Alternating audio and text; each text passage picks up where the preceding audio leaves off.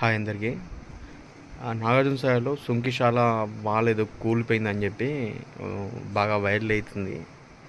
అయితే నేను చెప్పదలుచుకుంది ఏంటంటే, అగ కాళేశ్వరంలో ఏమీ కానీ మేడిగడ్డనే ఖరాబ్ అయింది, కూలిపోయింది, ఆగమాగం అయిపోయిందని చెప్పిన గవర్నమెంటు రేవంత్ రెడ్డి ఆగస్టు 1న నాగార్జునసాగర్ ప్రాజెక్టులో బీఆర్ఎస్ తప్పిదం వల్ల ఒకవేళ కూలిపోయి ఉంటే నానా హంగామాలు చేసి ఆగమాగం చేయకపోదురు.